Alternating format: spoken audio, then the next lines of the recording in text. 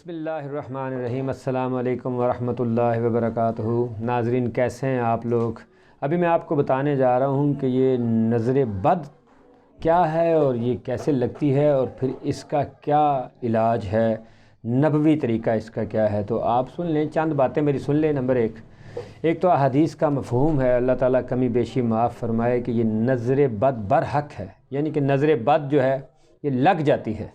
اور دوسرا، آپ صلی اللہ علیہ وسلم کی حدیث کا مفہوم ہے، اللہ تعالیٰ کمی بیشی معاف فرمائے، کہ تقدیر پر اگر کوئی چیز سبقت لے جانے والی ہوتی تو وہ نظر بد ہوتی۔ تو ایک جگہ پہ اور فرمایا کہ قرب قیامت، یعنی قیامت کے نزدیک اونٹ اور نوجوان جو قبروں میں جائیں گے اکثر نظر بد کی وجہ سے جائیں گے۔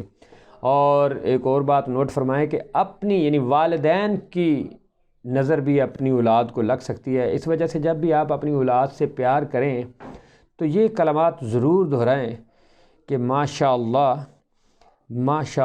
لا قوت الا باللہ، ماشاء اللہ لا قوت الا باللہ۔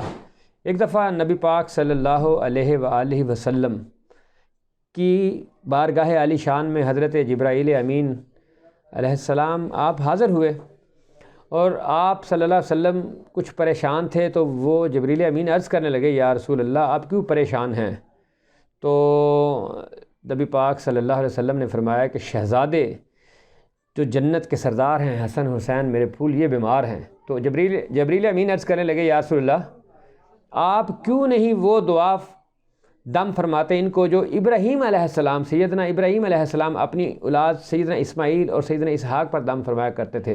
تو وہ جبرائیل علیہ السلام نے آپ کو وہ دعا بتائی، وہ آپ بھی یاد فرما لیں۔ اس کو آپ سرچ کریں گے فیس بک پہ، یوٹیوب پہ اور گوگل پہ، تو وہ آپ کو مل جائے گی۔ وہ دعا آپ لکھ لیں، وہ جبرائیل علیہ السلام نے آپ صلی اللہ علیہ وسلم کو بتائی۔ وہ کیا ہے کہ اعوذکما بکلمات اللہ التامہ، اعوذکما بکلمات اللہ التامہ من کل شیطان وہامہ ومن کل عین العامہ۔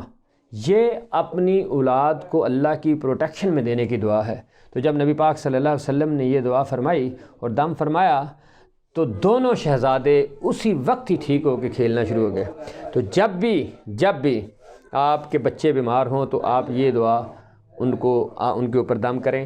اور ابھی آپ کو بتانے لگا ہوں کہ سیدنا حضرت عقبہ بن عمر رضی اللہ تعالیٰ عنہ سے روایت ہے، آپ فرماتے ہیں کہ مجھے نبی پاک صلی اللہ علیہ وسلم نے فرمایا کہ ہر نماز کے بعد سورہ فلق اور سورۃ الناس یہ آپ پڑھا کریں۔ یہ آپ کو ہر قسم کی نظر بد سے، حسد سے اور ہر قسم کے جادو سے انشاءاللہ تعالیٰ آپ محفوظ رہیں گے۔ اللہ تعالیٰ آپ کو اپنے حفظ و امان میں رکھے گا۔